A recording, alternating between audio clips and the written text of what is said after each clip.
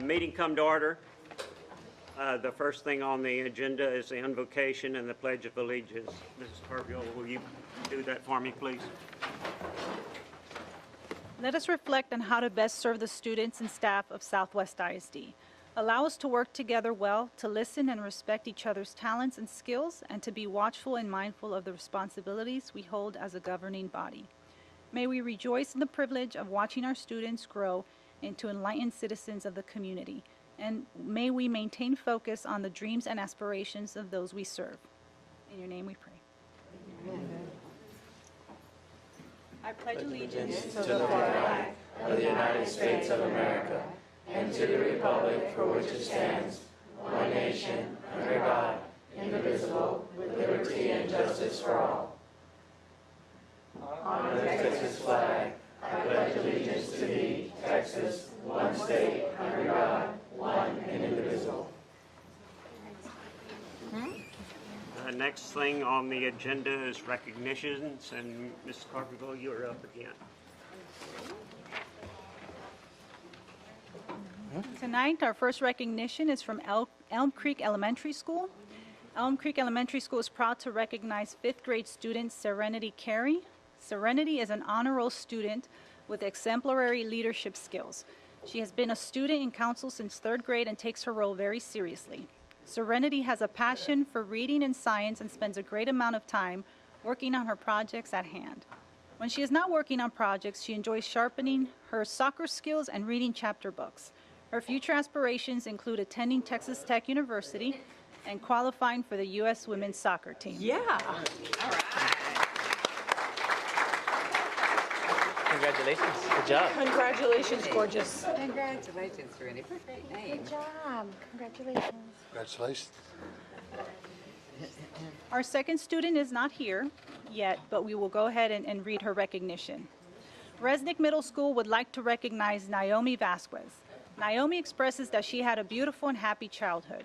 She also says that she is extremely proud of her Mexican culture. Naomi is a straight-A student and says she plans to be an immigration lawyer. She would like to help immigrants from other countries because everyone deserves to follow the American dream.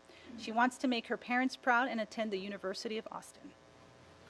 The next student on our list is from the high school. Southwest High School would like to recognize Edward Weaver. This year, Edward started the Inspired Scholars peer-to-peer tutoring group to help AP and DC students with their studies. As our advanced academics program has grown, he felt the need for students to come together to help each other out to be successful. Edward is currently an officer in our ROTC and has also participated in the Southwest High School Tech Theater Backstage program. Edward's future plans include attending the Air Force Academy to major in aerospace engineering and design, and then going back to school to major in physics and calculus.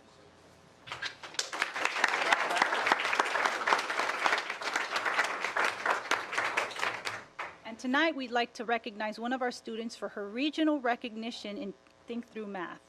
667. That's how many Think Through Math lessons Bob Hope 4th grader Daniela Oliva has completed since the start of the school. Wow.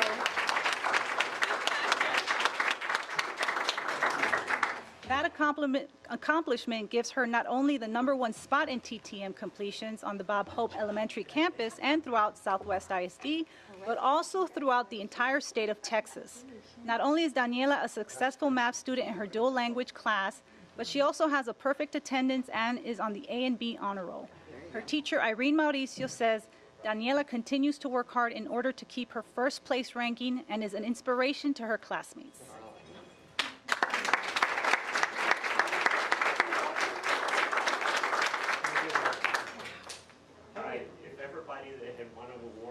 We want to take all your pictures together.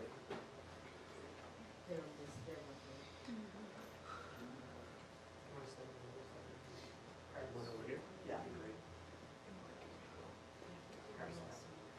Is this all right? That's perfect. There you go. Smile. 1, 2, 3. Real quick, parents, go ahead. Anybody parents who want to take pictures? I'll probably break the camera.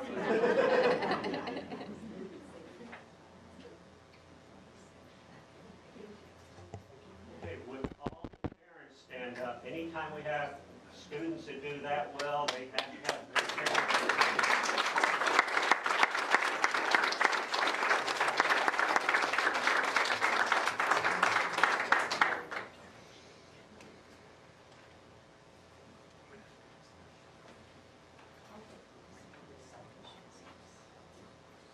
Let's give them a big hand again.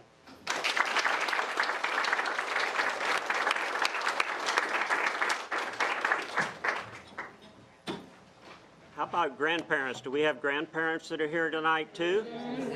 Well, stand up, grandparents.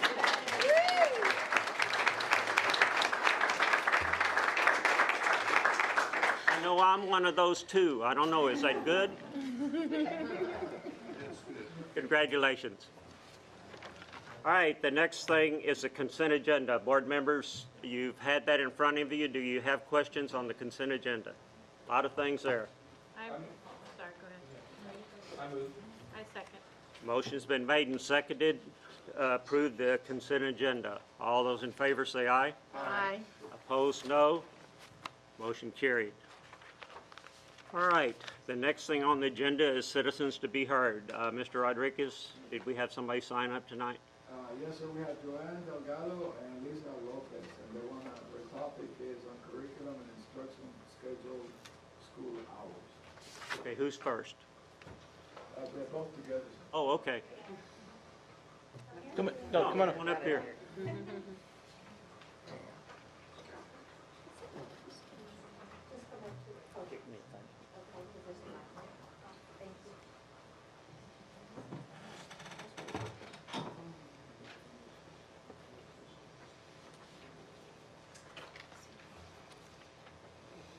Go ahead, ladies, whenever you're ready. Joanne Delgado with Crewell Elementary. Okay. Oh, okay. Oh, so we do speak? Yeah, it's just recording. No, speak into it, but speak loudly Okay. because it's more. I'm Lisa Lopez. I'm from Big Country Elementary, and we both have children that are in the second grade. So we are here to talk about the curriculum instruction hours from our children currently attend school from 8:05 to 3:40. And we'd like to propose a schedule change of 8:05 to 3 o'clock, Monday through Friday. Reason being because, sorry, I'm a little nervous. Reason being because we feel that our kids are tired after school. They become frustrated because they have to, they're pushed mentally and physically to perform. And we just feel that after a certain time that they just check out because they're just tired. We're finding also that there's no time for extracurricular activities after school. We believe we feel very strong about the arts, or our children are in dance class, and we cannot get them there by 4 o'clock, so therefore we have to drive them anywhere from 6 to 8 o'clock at night. The same with soccer. We also feel that since the time has changed to 3:40, we believe that there is cost. There's funds that when you ask a teacher to stay extended amount of hours, that it costs money to pay them. And what else? We also feel that teachers and staff are overworked as well. For an Amen to example, that. they're asked to come in at 7 o'clock in the morning, for example, when it starts getting closer to the star.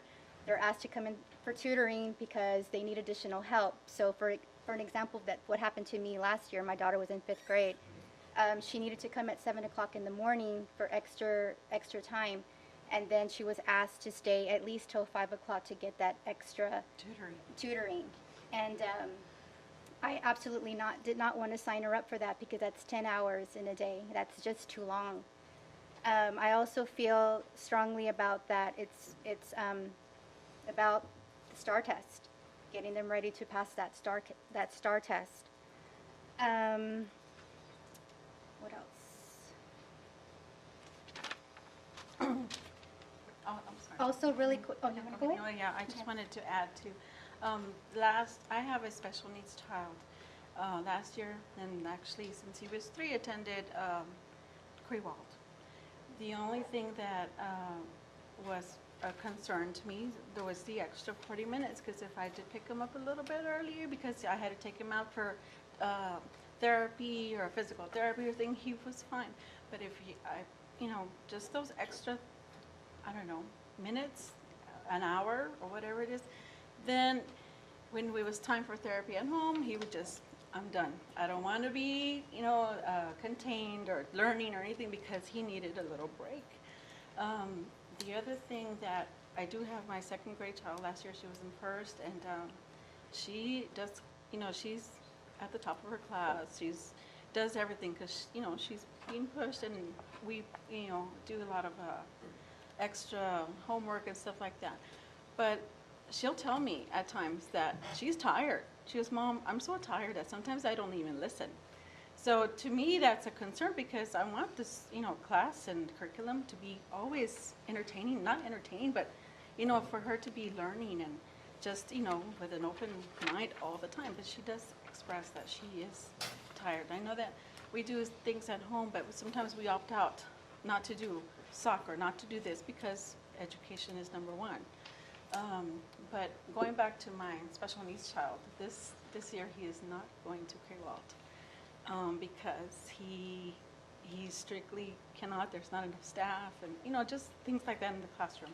So I've opted to put him in full-time therapy, because there he does get a little bit more, but at the same time, I feel he wasn't getting enough at the classroom, because at the same time, I know I'm drifting away, but there wasn't enough staff inside the classroom my child has Down syndrome and autism, so it was a little bit, overwhelming for the teacher. But at the same time, I know that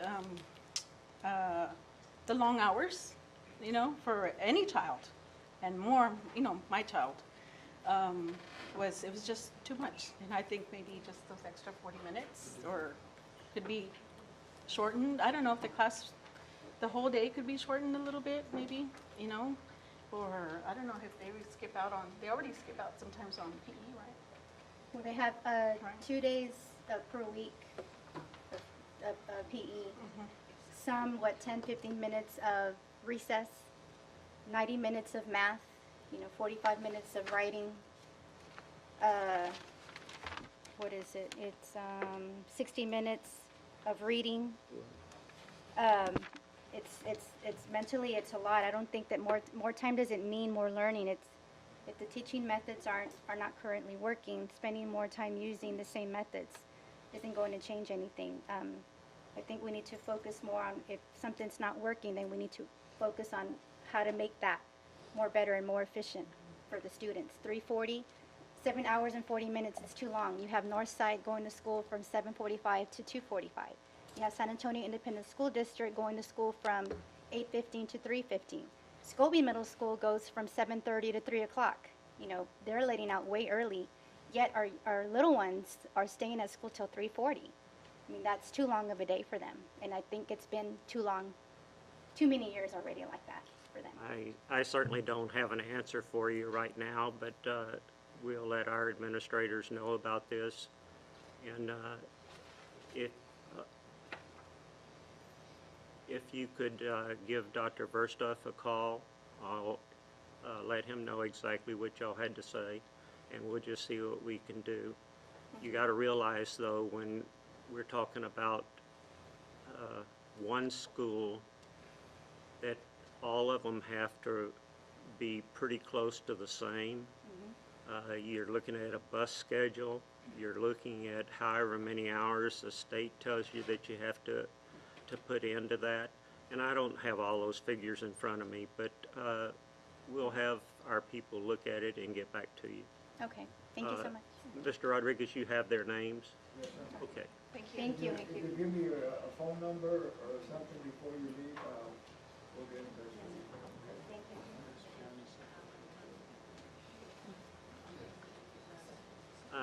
Janice, did the other student come in? We have our recognition of our middle school. Resnick Middle School would like to recognize Naomi Vasquez. Thank you for being here. Come on up. Naomi expresses that she had a beautiful and happy childhood. She also says that she's extremely proud of her Mexican culture. Naomi's a straight-A student and says she plans to be an immigrant lawyer. She would like to help immigrants from other countries because everyone deserves to follow the American dream. She wants to make her parents proud and attend the University of Austin. Congratulations. You want to try to get a picture of all of them again? If everybody's here, we can. Is everybody that got our award still here? Yes. If you all come on up and talk about the camera and we'll take a picture. That look all right?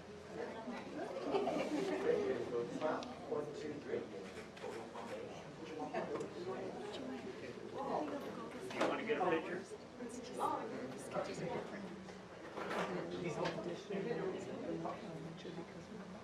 Let's give Mom a hand anyway.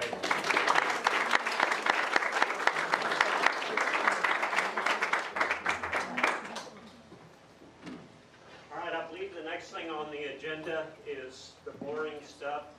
So those that would like to leave, I'll give you a minute or so. If you want to stay and listen to the boring stuff, we'll be glad to have you. That's up to you. Yeah.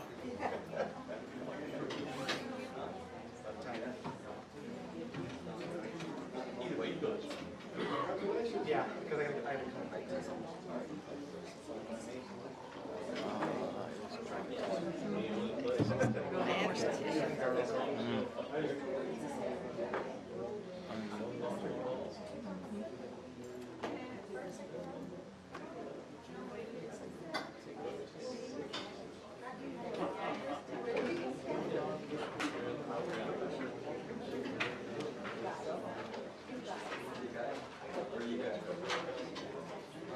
Gosh, Roger, you get paid extra for that? So I'm going there tomorrow, so. Doesn't go school there tomorrow, so. Hey, what's up with the colors? We're moving the whole unit. I know, my boys are all been out of shape. 'Cause it was already a mess. Can't help it. What happened? Boss pulled the trigger on it. We're moving it. Man, they're killing us with transportation. Instead of letting it work itself out, we just decided to move the unit. Oh, imagine how Rather than stand at the back. I didn't get tucked in my yeah, it's pretty bad. We already moved like 3 or 2. We had to change the schedules, and now we're gonna move. we're moving the whole unit. I did have a call. All right, moving on. The next thing on the agenda is items of information, and the first thing is a construction report. Good evening. To give the construction report on Southwest Legacy High School, we have Brad James with Joris and Dan Luttrell with Fluger Architects. I'll be showing.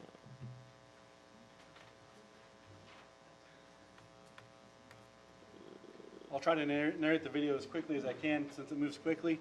And then in your desks, I provided the construction update. I'll just talk through a couple of the key points on there at the conclusion of the video. Here it is. Okay. So the video starts off right above the athletic entry, the plaza area heading towards baseball. You can see the concession restroom building there in the foreground, tennis courts beyond. We're panning around to where you will be able to see the visitor side bleachers. And I believe in this video you can actually see the piers or the columns that support the bleachers being installed. All that area that you see dirt under the bleachers will be poured as concrete, as flat work, so that that space will be walkable. You see the turf is installed and complete. You can see the home side bleachers are about halfway installed up towards the press box. They didn't put the back half of the bleachers in so they can complete the work at the front of the press box off of lifts. Once that work is complete, they'll finish the bleachers up. And I know at the subcommittee, the question came up again, just what is the starting capacity of the stadium? And it's just right at 8,000 home and visitor, but both sides are expandable to get you to well above 10,000 at some future build out should you need that. Again, the press box that was approved as the PR is coming along very nicely. Looked like the drone was about to crash. Now we're heading over to the student parking lot towards the athletics building. To our right, you see the gymnasiums, the covered walk. Now we're to the high school main entry, library, and the immediate foreground. Classroom wings now as we're approaching. As the drone pans, you can see the drop-off lane, the special education drop-off lane. Welding and automotive technology classes towards the back, the Korean technology buildings. As we pan around, you can see the service drive, bus loop drive. Is this today? This was That's taken the last one we week. saw last week? Yes. Here you can see the little construction pads for the band marching tower. The field that's sodded there is the practice soccer field. The pad that's just dirt is the secondary practice field. Looking at the arterial road as we come around the curve, you can see the fence line that does separate the school property from the arterial road. And the middle school bus loop and staff parking to the rear. You can see the academic wing just creeping in the top right corner of the screen. This year has obviously been a little bit unique with the amount of rainfall we've had, so you can see Doris is continually maintaining that arterial road and the drainage feature. Every time it rains, they get a little work to do. Here we are approaching the main entrance. You can see the entry arches. The Welcome to Southwest signs have been installed, as you can also see when we get to the handouts, but they're installed and look nice. You can see the road continuing all the way down to where it intersects Watson Lane. There to the right, you can see the leftover land that we've earmarked for the future elementary school site. Here you can see them installing that Welcome to Southwest ISD signage. This is taken within the cafeteria, heading back towards the academic wing. The folding grill you see is what we've created to separate the restrooms for after-hours use. The cafeteria-based amphitheater-style lecture area. This is the culinary arts teaching kitchen, or the lab kitchen.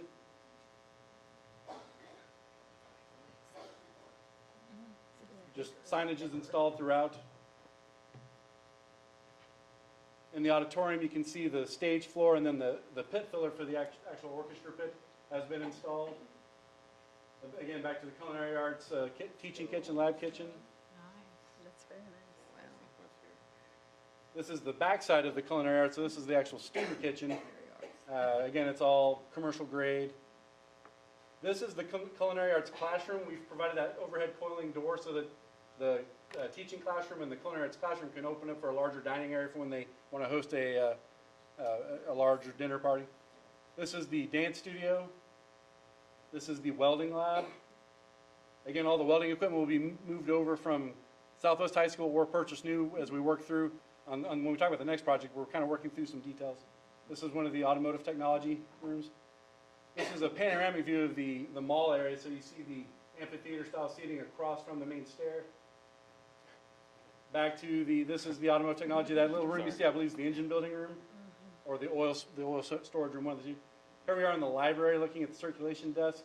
You can see the archive library to the left, and then these are the student workstation resource computer locations within the library that are facing the circulation desk. Serving lines within the cafeteria dining area.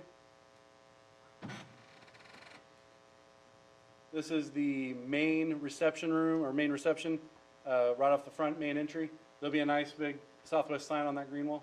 This is looking from the reception area, from the main entry, library to your right, assistant principal, vice principal entry to the left.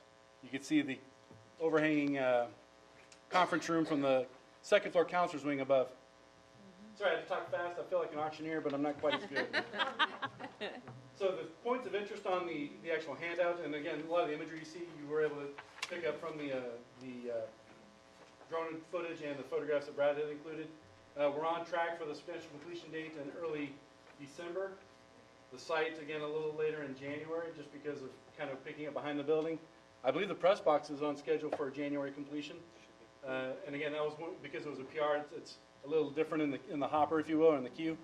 But they're moving right along, and if you haven't been out there, it stands on the horizon pretty nicely. So right now we're at about 96% total construction completion. I know I've seen the October draft. I don't know if I've seen the final pay application, but we're again right at 96%, which for the $71 million portion of the high school, we're pretty close to the end. It's really just buttoning up the final details. I know Joris is already calling for their inspections by the fire marshal and getting their feedback. And unfortunately, the fire marshal, as they always do, they want changes made, so we're reacting to those as quickly as we possibly can. I'm not going to read all the specifics, but you can see clearly every portion of the building that is still under construction is being touched heavily by the workers. A large portion of the building is already complete, and basically Raphael have completed the punch list and have already been redistributed to Joris. All the corrections have been made, or most all. So the high school is in really good shape. I know the middle school had the photo finish because of school opening. High school has the luxury of a mid-year opening, so it's going very well. If you look at the back side of your handout, again, just some photographs of the courtyard area. Again, we feel that the courtyard is going to be a pretty spectacular space for students during the day and for after-hours events, since that is kind of the public entry, if you will. I can talk forever, like I always say, so I don't know if I need to labor on, or if anybody has any questions, we'd be more than happy to answer. You have questions, board members? Looks great. Are there any issues with the fire marshal? Major issues? I don't think there's anything major. Nothing major, just added signs here, relocate a sign here. What about elevators?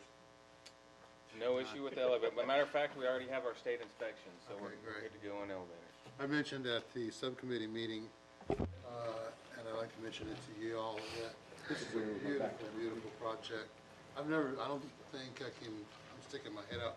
I say it's the most beautiful high school I've ever seen. And I think it's up there with anything. So congratulations to you all. And I encourage our residents to go out and visit that high school. They'll be very, very impressed. It's a beautiful, beautiful school. Well, I know we really appreciate the comments, and like I say every time, I'm just so thankful and fortunate to get to work with Southwest Independent School District, and hope to continue so for a very long time. We appreciate it, but there is one thing. Yes, sir. There's always one thing, right? As long as it's only one. Since you stopped pouring a lot of concrete around there, we can't get any rain around it. Let's start pouring some concrete, Brad. We're pouring later this week, so Will you pour some so we can get a little rain? sure will. I'll work with you. We'll find some concrete we need. All right, thanks a lot. Anything else? Thank you. And next, we're gonna keep the Pfluger team with Art Hornbuckle here to present us the schematic design update for Southwest Legacy, Southwest High School. Perfect Get segue. that straight. Where's the presentation? It's already loaded, so it's just on the status bar right here. Yeah, I'll let you drive. I know Carl wants to have a few opening remarks, and then I'll take over. Yeah, good evening, everyone. I wanted to just jump in and say, before Dan walks you through the work we've been doing, we've met now with subcommittee a few times to talk with them about the renovation plans for Southwest High School. What we're really looking at putting together for you all is a master plan, a roadmap for moving forward with changes at Southwest. The bond that we worked on included anticipated work at Southwest High School, but anytime you start renovating a campus, you find there are so many things that you have to do, things you'd like to do. How do you distinguish between those within the funds you have available? And so what we've been working on with staff is really trying to come up with plans to decide what must we do now and what could we anticipate wanting to do in the future. So you kind of have all of that outlined.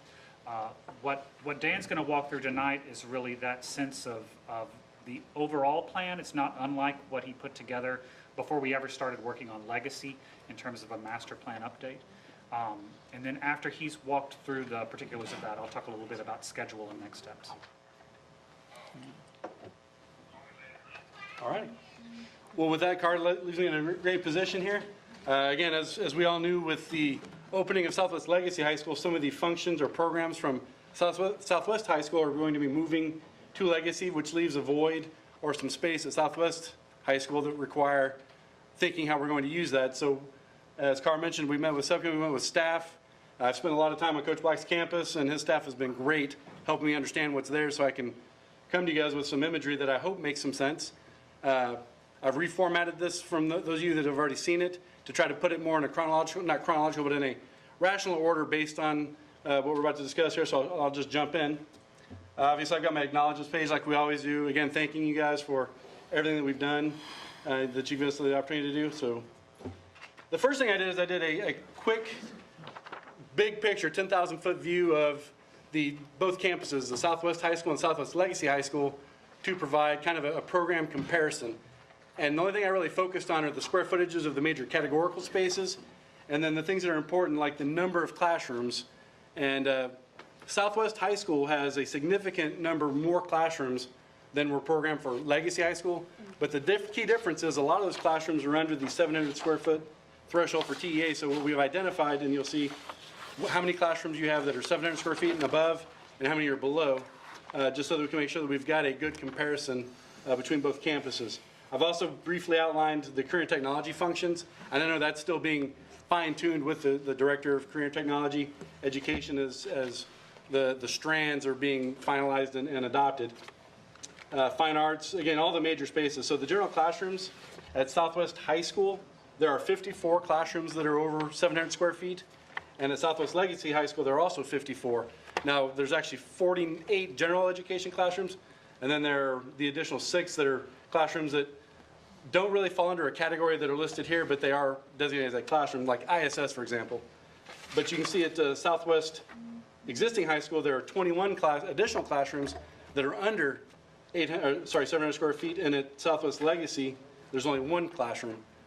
So, and then again, let me take a step back. This is the proposed, what we're about to show you is proposed for Southwest High School. Everything else considered, Southwest High School is about 450,000 square feet, whereas Southwest Legacy is about 350,000 square feet. So Southwest High School is considerably larger. Obviously, it has more programs as well. So what we did is we took this information so that we can make sure that we did have a roadmap in mind when we started looking at the floor plan and how to make that work. So the next step we took is we identified 5 categories, if you will, of scopes of work that need to be done. And we prioritized them various items. So item 1 that we're proposing are all the PAR audit items, the accessibility items that Southwest was deemed or flagged by the Office of Civil Rights, as well as the idea of creating the secure vestibule. Item 2, it's actually 3 parts. Item 2.1 are programmatic changes within the original Career and Technology building to accommodate changes that are being made because of functions and programs leaving Southwest High School. Item 2.2 are programmatic changes that we've identified for the first floor of the existing Southwest High School. Item 2.3 are programmatic changes that we've identified for the second floor of Southwest High School. And the reason we did it in those kind of breakdown is because we feel that if you want to pursue some of this work for phasing and in order to keep the campus open operational, we would need to identify various areas that you could work, shut down a portion of the campus, but still have an operational campus. Item 3 are miscellaneous architectural updates, and we'll get into what these actually are. And then the second 2 items are actual areas of concentration for infrastructure, mechanical, electrical, and then lighting. And the reason we've broken those out separately is because we're well aware of the opportunity that Southwest ISD has with ABM Energy Solutions on trying to help offset some of the costs of some of these infrastructure updates. So we've categorized those separately so that we can put them aside and focus the district's funds on the architectural, the items that are seen, should ABM be able to come through. And if they aren't able to, then we at least have an opinion of probable cost of what it would cost should the district have to undertake that.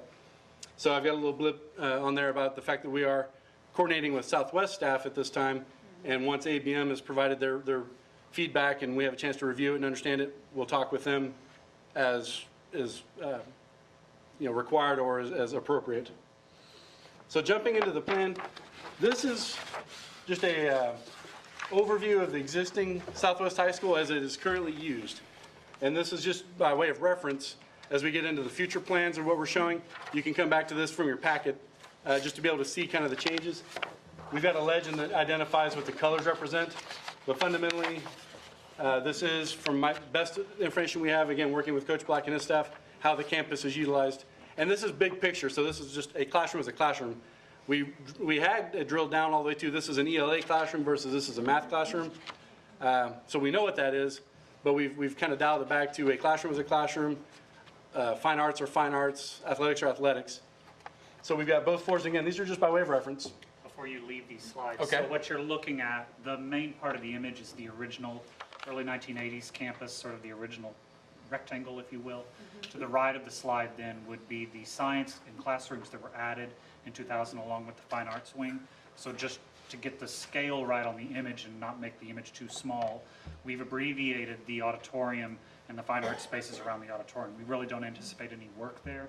Some of the upgrades, though, that you all might want to undertake in terms of improving lighting standards to all the classrooms might end up taking those classrooms into account in the 2000 wing. So that's a part of why that's shown as part of the overall scope. But most of the renovations that we're looking at would be in the original infrastructure of the high school. And just to piggyback a little further, the other reason we show this is these classrooms do count into the total so we can ensure that we had at least equity between the two campuses. Everything further to the right is already equal because it is just the auditorium, dance hall, black box, which both campuses do have, but we're already past the classrooms and smaller functions. So what we've done is we've broken, again, those items into 5 categories, and by way of a spreadsheet that acts almost like a menu, the 3 columns that you see, so we've got the item number that were referenced back from our graphics, the brief description. The 3 columns represent levels of priority. So the first column are things that you've got to do. For example, replace door hardware, and I'm not going to go through every single item per se, but things that we have to do that we can't kick the can any further. The second column are things that would be nice to do while we're doing things that we have to do. And then the third column are like pie in the sky, like we really want to do that, but it's not something we need to do. So each time you see the spreadsheet, that's how these columns read. And then at the bottom, again, on the screen it's hard to read, but I know in the handouts it's pretty legible. We've added overhead profit, contingency items, just so that if you were to select or want to look at some of these on a real out-of-pocket cost, we try to get you down to the estimated cost for the all-in, if you will, rather than just a construction cost. Then we've got to add percentages to it. So again, let me step in here, Dan. This particular slide, these are those PAR audit items that Dan mentioned earlier. And the reason why not all of them are have-to-do items is because some of these we're also looking at with the idea in mind that what standard we implemented at Legacy, is there something we would want to try to incorporate at Southwest High School? So we know as a part of the PAR audit that we had to make different accommodations in the restrooms. But the PAR audit doesn't necessarily require us to make changes to hand dryers or to the type of faucets that are selected, but we know what we used at Legacy. So this would be an opportunity to make that adjustment as well, if you all choose, so that the 2 high schools kind of operate the same way. And the various colors that you see, anything that's in white is an architectural item, anything in blue is a plumbing related item. If it's green, it's mechanical, red is fire alarm, and the kind of the brownish beige is electrical. Just again, so as you're looking through this, you can get a sense very quickly of what type of scope of work this is. So moving on to item 2, or I'm sorry, these are part of this. This is just the architectural representation of the idea of a proposed secure vestibule. So one of the ideas we had is to put the bullet-resistant glazing along the edge that separates your entrance from your actual vestibule, your lobby, hardening the glass that's into the administration wing. Currently, when you walk into campus, there's a high school clerk that kind of greets and directs. You've got the attendance office, and then you've got main office. So our vision is to possibly create a combined attendance clerk / greeter that welcomes people in and then directs them to the proper location, i.e. the administration to get badged in. By doing that, by opening up the current attendance location, that allows us an opportunity to maybe relocate the school store, which is currently on the 2nd floor across the mall. So it's a little bit difficult to get to for parents who want to show up to possibly buy a t-shirt or whatever the case may be. It's also open to both the mall and the lobby, so it would offer students an opportunity to purchase campus goods during their lunch periods. And then again, just a quick perspective. Again, nothing has been definitively designed. We're just showing notional ideas of what it could be, just to be sure that we can quantify it more than anything. So on to item 2.1. These are the programmatic updates that would occur in the existing Career and Technology building to accommodate the changes from culinary arts moving out, welding moving out, the automotive technologies, and best of our understanding, what's coming in next. So currently what we're proposing is to expand the cosmetology lab, which is currently about half of this space. Culinary arts is currently here, just expand cosmetology and take over the entire space that they have. This would also give them an exterior door, which is currently serving the culinary arts so that the students could actually open up a little storefront for, and again, depending on how the program is operated, it does give them an exterior door for that function. All the labs that are currently at grade level, which are construction and welding and automotive technology, would become the equivalent of the construction careers, where there's general construction, plumbing, HVAC technology, et cetera, as well as the diesel mechanics. So we've got a list up here of a dollar amount that we think would be required to remove the existing functions, freshen up the space, and just convert it to, again, best of our understanding of what these spaces are now. And so the item 2.1, we have an all-in amount that we think would take to do these renovations here. Moving on to item 2.2, these are the programmatic updates of the first floor of the main high school building. And this is kind of the meat and potatoes of the project, which would be to create an amphitheater-style seating area in the mall area, similar to what we have two of at Legacy High School. We knew we couldn't duplicate the mall at Legacy High School because it's 34,000 square feet. It's a fantastic space. So what we've looked at doing is providing an amphitheater-style seating that you could seat about 10 classrooms worth of kids, so you could bring out like an entire English section or an entire math section and do a large group presentation. We've located it basically right where the existing stage is, and by doing so, we are also proposing a new bridge over that would connect the balconies. Currently, it's only a U shape, so you either have to go around it or you have to go downstairs through the mall and back up. So we're proposing a connection bridge that also would then serve the top access for this amphitheater-style seat. So would you be able to walk down from that as well? Or is Yes, that ma'am. just seating? No, So it's I actually- have another, I don't want to jump too far, but I've got another perspective. Okay, I'm sorry, that- I'll be quiet. No. Let me come back to that, though. Here we go. Another major component is, like we did at Legacy High School, to bring the career technology programs into the high school, but also put them front and center where they're on display. And I've got a floor plan that clearly shows that. So we're looking at taking that center core of classrooms and converting all of that into the career technology for the criminal justice, the health careers, the cyber patriots, so that they're all right on display. And the reason we did this is the categories of 2.2, 2.3, et cetera, is you might choose to do all the work on the first floor only because the building can support it. We can cordon off that area for construction. We'll work that out through the phasing and the campus utilization. But you may only choose to do that now or at some point. You don't have to, it's almost like a menu. You can pick and choose what you want to do. So we've categorized it in such a way that it makes sense on those categories. Absolutely. So a few perspectives there. So the floor plan, the major changes, again, you can see that amphitheater-style seating area at the planned south end of the courtyard of the mall. You can see the career technology in the blue, and again, they're showing just as large open spaces. We haven't gotten to the level of detail of what's actually in there. But so we're notionally showing the Cafe College right front and center, the health careers, cyber patriots and criminal justice. Another portion of the 2.1 that we've looked at is aligning this hallway a little better. Some of these classrooms in the back are undersized and they just don't function well from everything we understand. So we're actually looking at possibly relocating the art classrooms from the second floor to the first floor corner so they have an exterior wall. They can use that outside plaza area that's covered for a courtyard, just like we've got at Legacy. But also, we've created the straightened out hallway, which provides for greater visibility and security.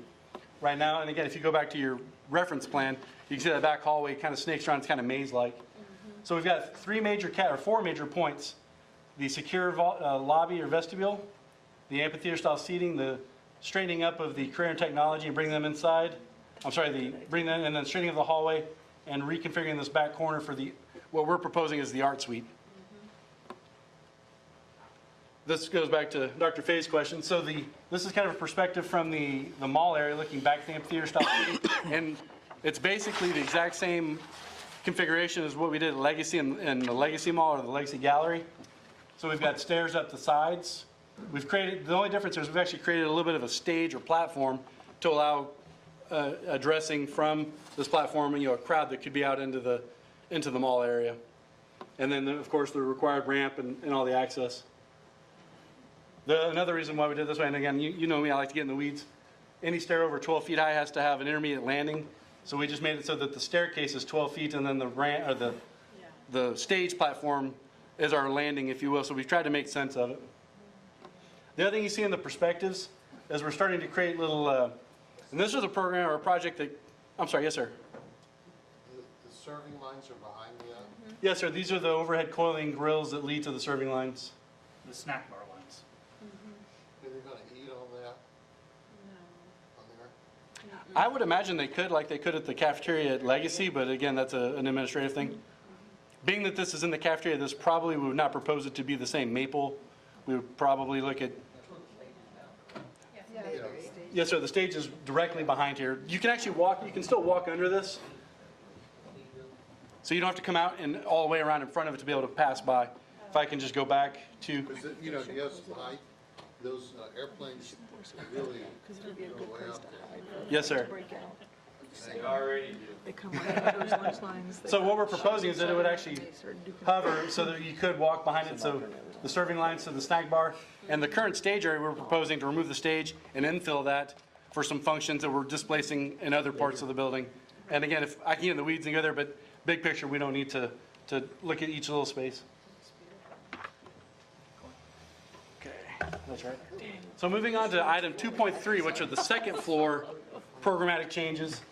Again, these are just a few views of the amphitheater from the second floor, but the only significant architectural feature that we're proposing for item 2.3 at the second floor is realigning the corridor like we did on the first floor, removing, because there are so many classrooms, removing some classrooms to create a large open collaboration space in front of the library, which we'll see, and realigning some classrooms to, again, get them above the 700,000 square foot minimum, which, again, the proposed number that I mentioned earlier, 54, assumes that we're doing some of this work. So you can see, again, the proposed amphitheater we're showing as a change, a very large collaboration space with the possibility of punching holes in the floor just to create some vertical continuity or connectivity. Again, more in the lines of Legacy. Since this building has no windows but has a lot of skylights, that way we can try to bring some of that natural light through the skylight down into the first floor. And those actually fall right in front of the administration offices. So hopefully it will kind of brighten up that core right in front of the admin suite. You can see we've straightened up the hallway and realigned these classrooms. We learned last week that the MDF is actually right here on the second floor. So we made a quick change in our plan to accommodate leaving that in place because the cost to relocate that is prohibitive. So we've been able to rework it to actually maintain the MDF room in its location, but still adjust the plan. Dan, you got a question over here, Dan? Yes, I'm sorry. What is the MDF? Main distribution frame, so that's your hub for your technology Data, systems at the campus. all our data outlets. That's where the internet comes in and is distributed everywhere. And more than just internet, but like it's the simplest term. I'm sorry? Two other things. Yes. One other recommendation we would make is actually renovating teaching space in the cave. That's also a place where you really don't have very good sight lines because of the way those classrooms were set up. So what we would propose is realigning the back half of the classroom so that you could stand at the end by foreign language and look all the way to the other end of the building. Good. That would just make that space a lot more functional. And another thing we've begun talking about with staff is whether there really ought to be an additional means for first floor to second floor access in the mall. Because of the way convocation is set in the space, when everyone gathers in the mall, you don't really use the room end to end. It's more set up laterally across the side. So what we have in mind is that you could basically create a second floor stair that acts as the backdrop for the stage location, the platform location for the convocation setting when the room is turned sideways. That would then lead up potentially to where that computer lab is now, and that space could potentially be transformed into a connection over to the cave, depending on what can be done with that mechanical room that's at the end of it. So we're still kind of investigating that. There's some MEP implications that we're not sure of, but at a minimum, we're aware of and want to acknowledge how the room is set for convocation and not lose that functionality in any way.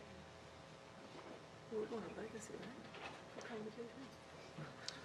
So the next slide, page 16 or 15, can't see what that means, is basically just a bird's eye view looking into the proposed mall space with the roof lifted off.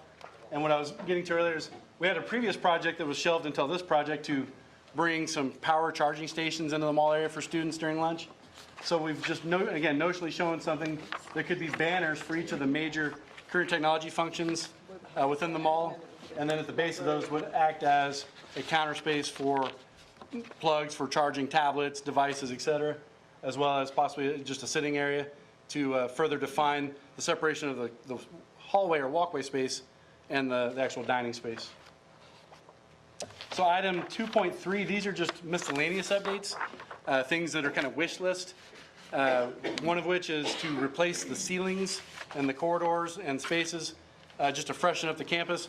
There'll probably be a lot of areas removed or pulled down and put back up to accommodate ductwork changes from mechanical work that's being done. This would just be an idea or an opportunity to freshen up all the ceilings. Another one is to touch up paint all the door frames, any hollow metal doors, any painted surface. We know most of the walls in there are the glazed blocks, so they're permanent. They're very nice, but there are a lot of painted surfaces. It would just be freshened up just to give it again that new look. And then the last architectural item would be to remove that textured concrete and inlaid saltillo tile in the mall area and the main entry. Per the existing construction documents, it appears that's only a 2-inch topping slab and structural below. So we would be able to chip that out and actually come back with a smooth floor surface, which I think we understand is a big desire. Of course, it's not a necessity. It's a maintenance issue. Yes. So that's why, back to the columns, that's why it's a column 3. You know, it'd be nice to, but it's not something that has to be done, but probably does have to be done if you ask the right people. Right. Items 4 and 5, these are all mechanical, electrical related. And again, these are the items that are being investigated by ABM. So we've identified them. There's really no graphics to go with them at this time because, again, these are the items that are more unseen. Nobody really cares what the new air handling unit looks like or the new the switch gear or the new transformer. So we know these are the things we don't want to spend the money on if we don't have to. But we do have costs for those should ABM not be able to support the district's needs. So item 4 are mechanical and electrical infrastructure. Item 5 is all lighting related. And you'll see item 5 actually has 2 parts to each of those categories. It's lighting replacement to LED throughout the main building, as well as controls, updating the lighting controls. And then there are 2 more for LED lighting replacement in the 2000 edition and controls should you want to bring the entire building into the LED lighting realm. A couple of just isometric views looking down like the roof were cut off, just to try to see the overall spaces. I'm not going to spend a lot of time talking about these. They do support the floor plans exactly, so you can get a sense of what they look like. And as we pursue or move forward in this project, obviously we'll be bringing a lot more imagery. Again, we don't have enough information of what we're proposing other than just the master plan. So the floor plans are just big spaces still at this time, color blocks. So this is just a summary of the various items 1 through 5, and the total all-in cost should the district elect to do all of them. And again, they don't have to be done at the same time. They can be cherry-picked. This is almost like a menu where... Well, let me jump in on that. Okay. So let me talk about next steps then. Ultimately, we'll be coming back to you all with a recommendation for your consideration. This is really just information to share with you where we are in the master planning process. But there's a number of things that can be done with this menu, kind of what Dan is describing. In an ideal world, we would all want to just sort of accomplish everything that's been identified at the high school and move forward. But we don't live in an ideal world. So one of the things that we're looking at is what pieces could be done on an expedited manner within the funds that were allocated within the bond. So there are some bond funds that are still available to us for renovations at the high school. But Can you remind me of that number? It's 11 million. Because of the work that ABM, your third-party auditor, is doing, though, now, we don't know exactly what their interface will be with these renovations. And so it's important to understand what their recommendations will be, and we don't want to get too far out ahead of them. So we're looking for that feedback, and ultimately that'll be kind of bundled, if you will, with this set of information for you all to look at to make decisions about the high school.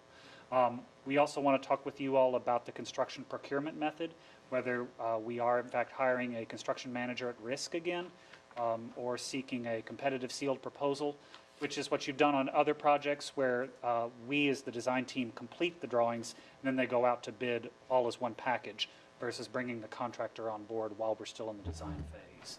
So I think those are really some of the next things we'll be talking about. But tonight, we just wanted to share where we are right now in the process, give you all a chance to let us know any thoughts you have, if you have any questions, if there's anything we might have missed that you'd want to be sure we take into account. I would kind of like for you tell us, I mean, well, me specifically, if you only had $11 million, what would you suggest we do with that? Well, part of why we put things into the I know, but I categories. don't want to like go and add up myself the numbers. Right. Because I don't really know what is critical, I mean, I don't really know what's critical at that school. Right. So maybe some kind of a, okay, we only have $11 million. This is what, in our opinion, with talking to Mr. Black, talking to whoever else, this is what we really, really want. Mm-hmm. You know what I mean? Mhm. So then we have an idea. I mean, it all looks fantastic, but it's hard, well, I mean, I'm speaking for myself. It's hard for me to make a decision what I want to see in the high school when I don't go there. Right. You know, so I don't know what they really say, okay, I only have this much money, this is what I want. And I think that's exactly what we're still working through with staff and with the campus to bring that recommendation forward. But in terms of a recommendation of saying, this is the funds we have, this is how we'd like for y'all to consider Yeah, because allocating. I mean, this is like, if we could have everything we want. I mean, this is Exactly. But I would like to know, if you only have this much money, what do you really need? Right. Brandon, do we have a timetable for ABM? And we do, ABM actually is going through their surveys, and they've been through the high school, and so we're expecting to get something here pretty soon at the next subcommittee. But their overall, because it's kind of an overall energy efficient plan, they're shooting for December to give us an idea of where our savings could happen, what they could do for us. And so that's kind of, I know it's hard for Pfluger and Carr and Dan to kind of tell us what they recommend, because a lot of that ties into what we're going to do. So there's some issues with our mechanical and some of our infrastructure that has to happen depending on what we do in the building. And so they're kind of connected.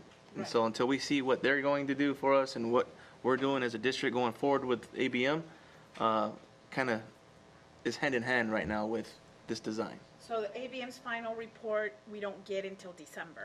And that's overall as a district, because that's kind of how the savings comes in.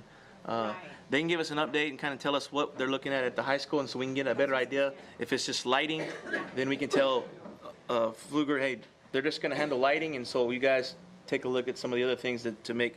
So we'll get that earlier. Yes, we hopefully. Okay. I think that's the message that we've sent to ABM, and also Sharon. I don't know if Thomas, he actually speaks with them more than I do. They're planning on having an update for us at the November subcommittee, and then we can bring them to the board meeting for meeting. Okay. Can we have that presentation in the Brown? I'd like to know what they say, I can and we'll probably come to try and get them to move it up, because they've been working the past 3 weeks. They're here right now. They've been at all the campuses, so we might be able to get it as early as the November brown bag meeting. Okay. Well, it's like in 2 weeks. Question about priorities and Yeah. things that happen. You know, the first thing that really needs to happen is something out to stand when you see out back with a lot of the programs moving over to Legacy High School. We have to retrofit that, but, you know, through the overarching theme of health and law, is kind of the direction that we're going and what that looks like. And so if there is a priority area, that is going to be our priority area. And I'm going to tell you the budget's of $11 million, but if you take out the design fees and all that, you're really looking at a construction budget of about $9.5 million for the overall project. And so we're going to have to be very strategic in what we do. This whole process is planning for the future, and it's basically outlining everything that we need to do and where we can mitigate some of those costs by doing something different. You know, look at those avenues as well. But really getting into that CTE building and then updating that. If you recall, this project is what we titled an equity project. We wanted to create that same kind of career technical education within the core of the building. Those type of large informal learning opportunities, the large seating capacity for about 200 to 300 students. And so I think we're meeting some of those kind of equity issues throughout the project. And we'll just have to keep defining that, learning what we do with ABM and come back to the board. But everything we do will come through a brown bag or through a board meeting. And if it's not ready for the brown bag, maybe we can just post Another one meeting. time for the subcommittee meeting.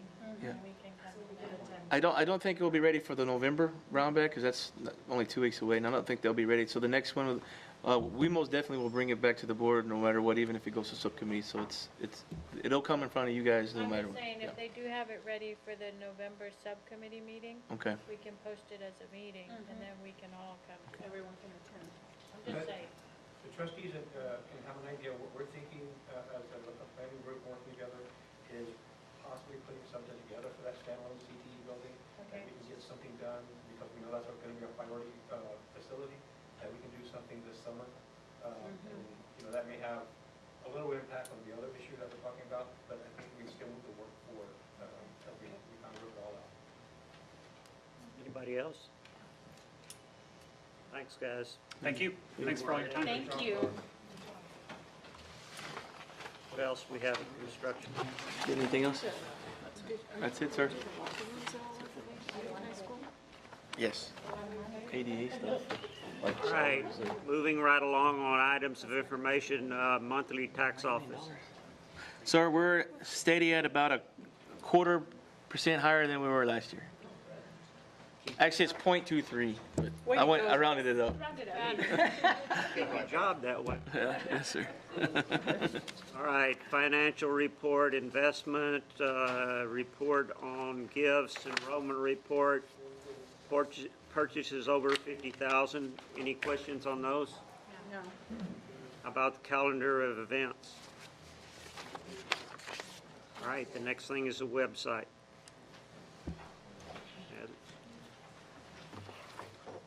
So currently, the communications department is taking on the project of redesigning and relaunching the district website. Right now, we spent the last couple of weeks talking to other area districts, seeing what their processes are, what vendors they're using, looking at their staffing. And that's probably right now the first part of what we're doing. We're also looking at different vendors, looking at presentations to see what would be the best website for the district. One of the important things to look at is how easy it is to upload content. We're looking at some photo editing tools as well, because we know that if it's not easy to use, our campuses and our departments won't use it. So that's really one of the most important things to look at. Also, the flexibility of a website. Will it allow us to move the template around? Will it allow us to be creative when it comes to promoting the district? So again, those are just all the different types of tools that we're looking at, and we're evaluating different vendors at this time. Our goal is to have a brand new website by April. Right now, the current site isn't very friendly on the back end or the front. So again, it's just really a goal of ours to relaunch this new website to allow campuses and departments to go in there and facilitate their own sites and be sure that it's something that they'll be able to update often, and that we can highlight our students, our teachers, and all the great things that the district is doing with an easy-to-use tool that also is going to look very, very nice. So right now we're in the starting phase, but I did want to just pass on that information that that's a big project that we're working on, and it's really a priority of ours to relaunch the district site. So, any questions Comments? right now? Thank you, ma'am. All right, moving down, item 7 will postpone to after executive session. Item 8, we don't have anything. Item 9, business and financing. The report on the exactly how many years or what grade levels we're going to use at the new high school. Yes, sir. A gentleman that has been doing this and working with us for years on this, Mr. Umack. Yes, and before Mr. Umack comes up here, I just want to share that the Growth and Planning Committee met on September 28th, and one of the topics was to discuss 9-10 versus 9 through 11, and the Growth and Planning Committee has ready to make a recommendation, and Mr. Umack's here for that recommendation. You know, I'm honored to have in my committee every principal, vice principal, every PTA president, community members, 2 of the board members, a lot of your vice presidents, and we all talk about different things. However, this time, the topic was the new high school legacy. Right now, that school is going to open with freshmen and sophomore. But with the discussion of all of the people that I told you about, we elected to have it open with 3 grades, freshman, sophomore, and junior. So, school board, that is our recommendation. All right, we appreciate you, and of course, you're a friend of mine. I don't want to say too many good things. It might go to your head, but thank everybody for going through all the process and the work that you put in on this, because I know there had been a lot of thought on exactly which direction we were going to go there. But the recommendation is 9, 10, and 11. Board members, you have any questions? I do. Can you tell us, Dr. Verstuff, the benefits of opening it up 9, 10, and 11? Like why we considered that versus 9 and 10? You know, we thought about that whole process about when we opened the inaugural year of Legacy High School, how better to open that.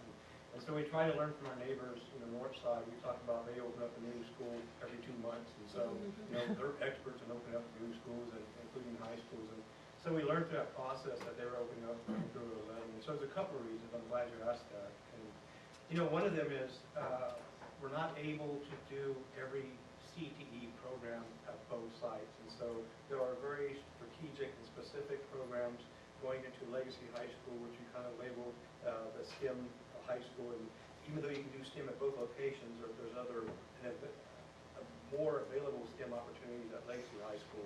And so things like auto tech and auto collision and metal fabrications and those type of things are moving over to Legacy.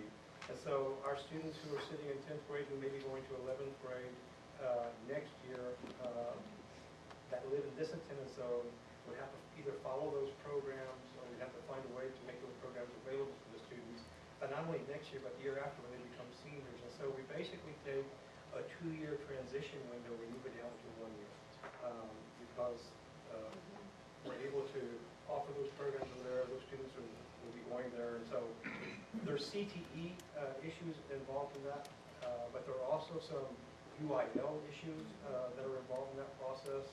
If we go 9 through 10, when we have to report our ADA for UIL realignment, where that may end up one school in a large school district and another one of our high schools in a very small one.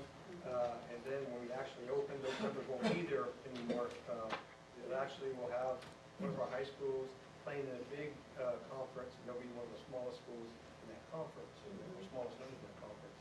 So there's some UIL implications if we didn't bring that information to the growth and planning, we have that conversation. And then there's just some, again, I think some preference issues about having some 11th grade leadership at that campus to start new traditions. For instance, all the band members, if we stay 10th grade, all of our band students who went over there, they won't have that Friday night participation event. They'll miss that whole junior year. You know, the seniors will be staying here, so they'll participate in Southwest High School. So it's about looking at fine arts as well. What are we doing to students if we stay there all for 2 years? And how do, you know, it's hard to tell a junior going, who won't be going there, that they, or who will be going there, that they won't be able to participate in those kind of events. And so we had a lot of discussion about it. I'm going to tell you it's not 100% are in agreement, but I can tell you a preponderance of the folks who have been in multiple meetings have all said that after hearing the information, they think it's in the best interest of our students, which has kind of been our threshold, that if we went 9 through 11, we better serve our students long term. Thank you. You know, I think that as I watched the football game the other night and I watched the band, it occurred to me, you know, I may be watching the last time I'll see the band in that situation. It's going to be quite a cultural shock. And I think that we need to really think about getting some people together and think about all the different ramifications that that's going to have. It's going to have ramifications in the booster clubs. It's really going to be traumatic. It's not insurmountable, of course, and we can just do it, and we will all get over it anyway. But I do think it's worth thinking about and recognizing that we're going to have some issues. And also I think there has to be some celebration of a change in some way. And I just think that you might want to think about that. That's a great point, and I tell you, Ron Byron, that's a conversation that we've had with Mr. Flores, I don't know if Mr. Flores was here. He's here. Mr. Black, a number of times, and just a sensitive issue of that, we recognize, and I think you're 100% correct on your statement. We are having those conversations, and we'll definitely be doing so. Other comments? Well, we have the recommendation. Do I have a motion? I move. I second. Motion's been made and seconded. All those in favor say aye. Aye. Opposed, no. Motion carried. Thank you very much. Thank you, Mr. Umack. Mr. Umack's done a great job, so. Good to see you. Thank you, Matt. That's great. All right, the next thing is the contract for the technology building. Yes, sir. The next item is the, consider approval to award the contract for the technology building additions and renovation. Southwest ISD Board of Trustees approved the construction documents and procurement method back in August of 2016. District accepted bids on September 29, where 5 bids were submitted.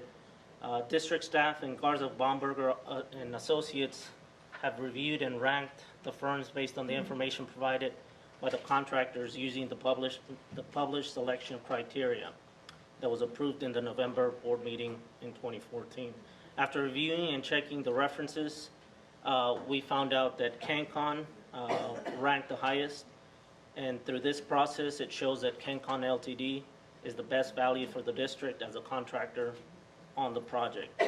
The cost impact will be $950,000 out of budgeted funds, and our recommendation is that the board approve CanCon Ltd. as a contractor for the technology building additions and renovations, which include some alternates as well as part of that budget. And these are bond funds, the 2012 bond funds. This is one of the projects, one of the lasting projects we have left. So they are all bond funds? Correct. What was the original budget? Remind me? The original budget was about 620,000, and then we added 400 to, because the original time before it came way over bid, and so we kind of put more funds to it. So we knew that, we expected that to happen again. So. Other questions? Need a motion? I move. Second. Motion's been made and seconded. All those in favor say aye. Aye. Opposed, no. Motion carried. One more thing, sir. I appreciate Mr. President and board for allowing me to go get that for 30 minutes. Wait a minute, I thought, that wasn't exactly the way I understood it. I thought you were fired and came back. There was a rumor going around the stands, I better get back. Tried to get that motion before everybody, but nobody would pay attention. Anything else? All right, I need to read these numbers. Under Texas Government Code 551.001-551.146, we go into executive session.